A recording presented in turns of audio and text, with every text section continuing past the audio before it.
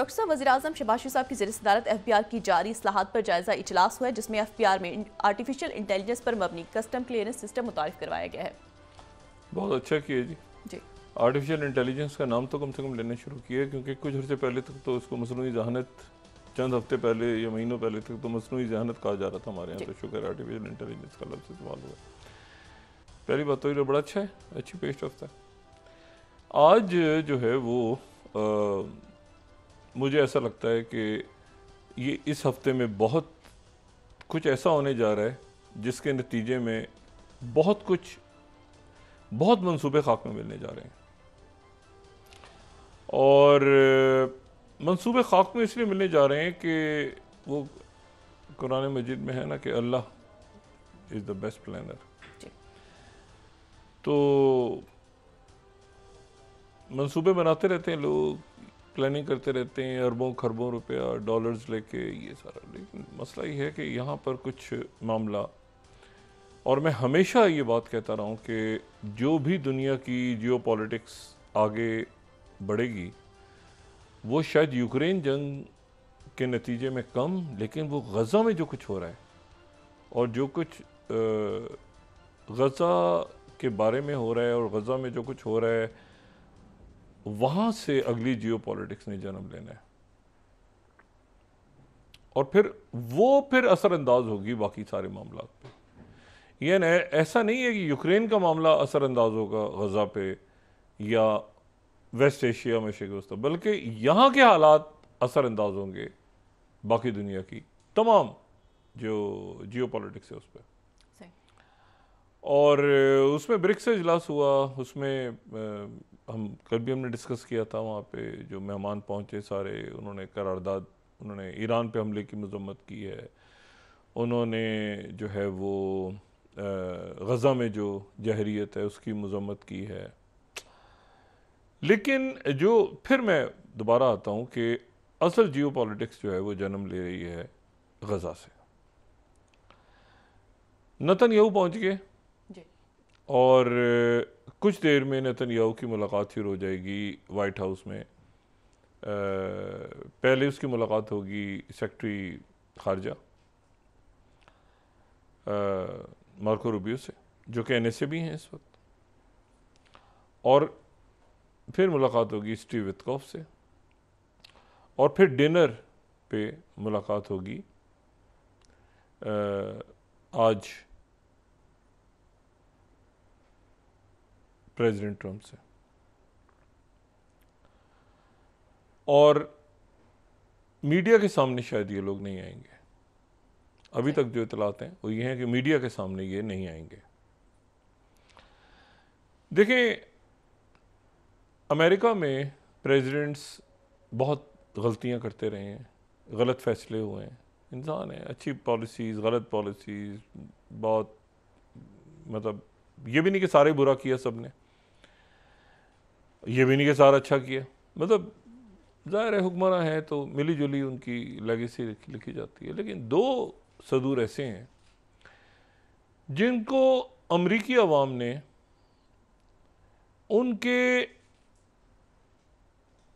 उनसे जो गलतियां या जुर्म हुआ था उसके ऊपर उनको सज़ा नहीं दी, बल्कि उनके झूठ बोलने पे उनको अमेरिका के अवाम ने फड़का दिया।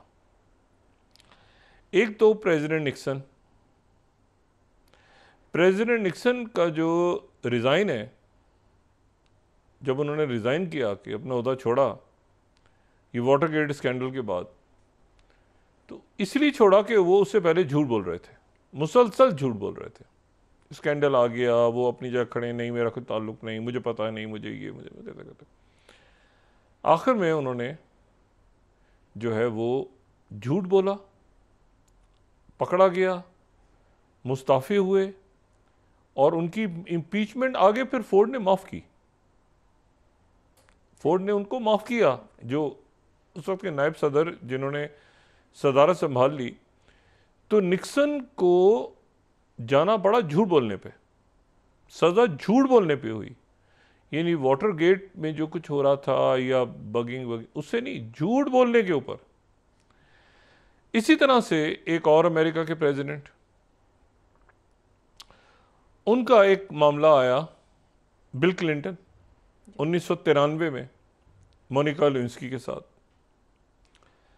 जनवरी में, या मेरे ख्याल से 99 है ये शायद, 99 में माजरत तक 99 है गालिबन, ये 99।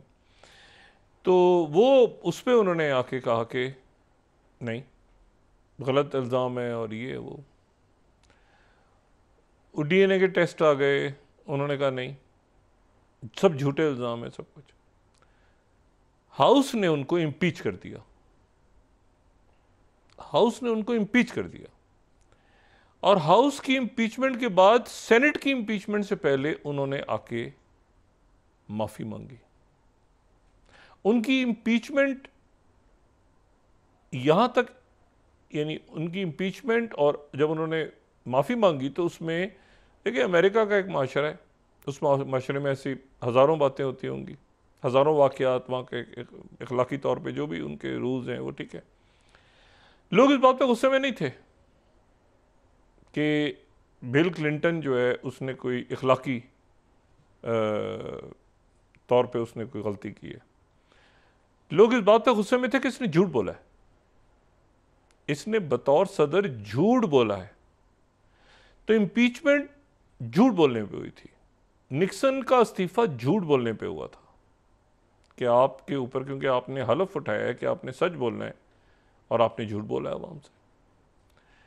और फिर उसने माफ़ी मांगी, तो माफ़ी ये मांगी कि मैंने आपसे गलत बयानी की है, वरना तो सज़ा होती ना। मोनिका लेविंस्की भी आज भी आते हैं, ये खुद भी आते हैं, बिल क्लिंटन सारे। तो मैं आपको सिर्फ बता रहा हूँ कि अमेरिका में झूठ बोलना जो है, अब मुझे ये नहीं पता कि अब आगे क्या सूरत हाल बनती है और क्या किस तरफ जा रहे हैं मामला, लेकिन झूठ बोलना अमेरिका में दो सदूर के, एक के मुस्ताफ़ी होने और दूसरे के इम्पीचमेंट का सबब बना।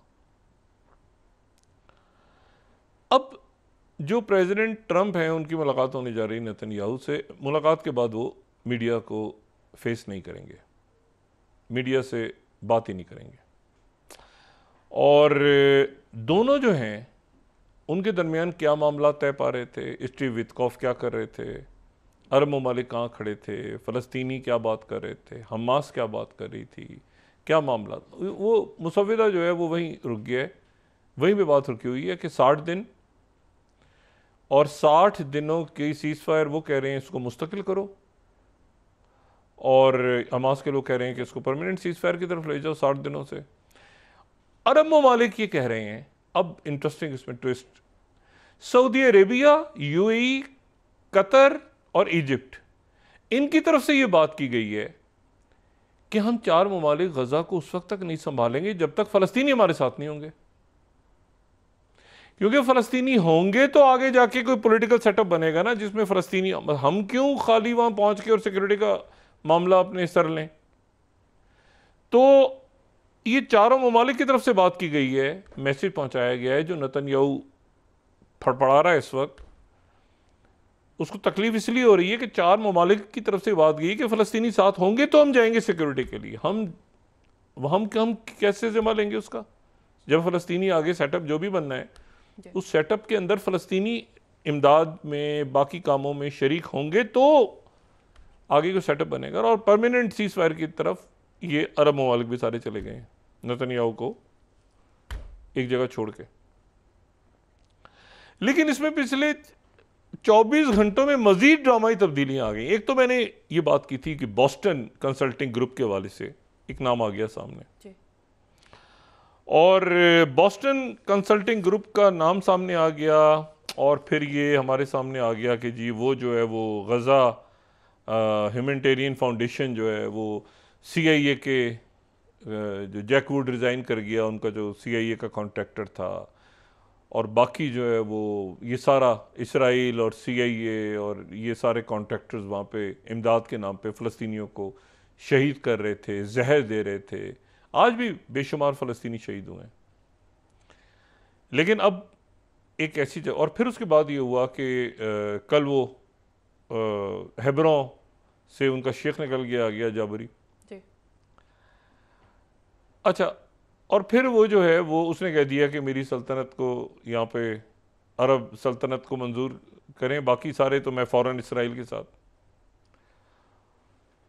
उसको तो मेरा ख्याल है उसके कबीले की तरफ से जूते पड़ने जा रहे हैं बड़े शदीद, उस शेख जबरी को उसके उनके कबीले की तरफ से आज जो एलामिया है, मैं उस एलामिया को पढ़ के उस एलामिया के अल्फाज असल में बड़े, जो मैं कह रहा हूँ ना जूते पड़ने जा रहे हैं, उन्होंने उनके कबीले की तरफ से उनके जो सारे कबाइल हैं तो उन्होंने कहा है कि ये जो आदमी है, उन्होंने उसका नाम भी नहीं लिया, उन्होंने कहा है कि ये जो आदमी है इसका हमारे जाबरी कबीले से कोई ताल्लुक नहीं है, और ये जो बात कर रहा है ये बिल्कुल, ये कौन आदमी है, मतलब उन्होंने उसका नाम भी नहीं लिया।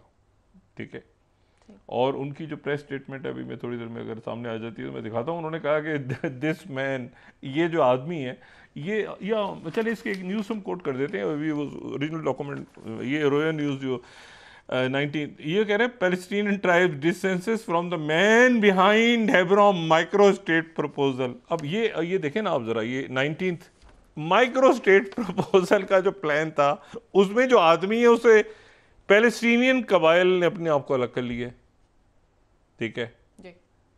अच्छा, सारे के सारे वो जो वहाँ पे जो खलील शहर के अंदर जो कबाइल, जबरी कबाइल के जितने शेख वहाँ पे मौजूद, सारे शेख, उन्होंने कहा ये तो शेख ही नहीं है, ये कहाँ से कबीले का सरदार आ गया, और इसने किससे बात की, इससे किसने पूछा।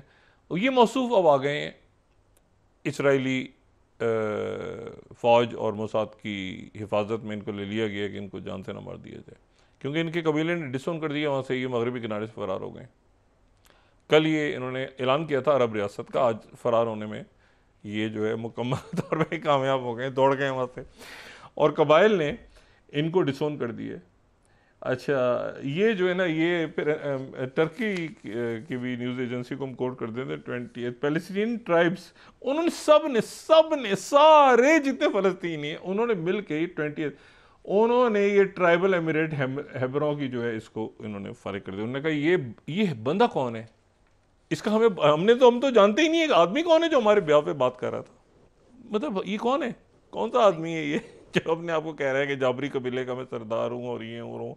वॉल स्ट्रीट जर्नल ने पूरा एक मजमून छाप दिया जनाब, इसराइल के मीडिया में जो है झूम रहे हैं सारे लोग कि जनाब ये फ़लस्तीनी जो है वो एक नई अरब रियासत बन गई। उन्होंने कहा बंदा कौन है ये वहाँ पे कबीले सारे खड़े हो गए, और अरब ममालिक खामोश, बिल्कुल देख रहे हैं कि ये कहाँ से। कुछ मामलात पे अरब बहुत सेंसिटिव हैं, ये ख़ास तौर पे जब अरब गल्फ़्स आता है ना,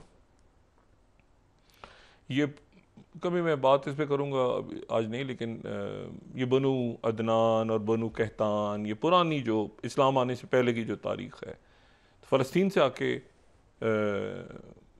मक्का में आबाद हुए थे ना हज़रत इस्माईल अलैहिस्सलाम, फ़लस्तीन के इलाके से हज़रत इब्राहीम आए थे ना अपने बेटे को छोड़ के, तो यहाँ पे कुछ अरब थे, कुछ बाहर से अरब आ रहे थे, मतलब ये एक, ठीक है ना, यहाँ बनु कहतान, बनु अदनान, बाकी जो यमन में लोग थे, कौन से ओरिजिनल थे, कौन से वो समूद, आद व समूद के दौर के अरब बायदा जिन्हें कहते हैं, वो मैं उस हिस्ट्री में नहीं जाना चाह रहा हूँ, पहले मैं डिस्कस कर चुका हूँ, फिर मौका मिला तो फिर डिस्कस कर लूँगा। ज़हन में रखेंगे ये भी पैलेस्टाइन से आए थे ना हज़रत इब्राहीम अलैहिस्सलाम, और यहाँ अपने साहबजादे को, अपनी अहलिया को छोड़ के गए जहाँ पे काबा तामीर हुआ।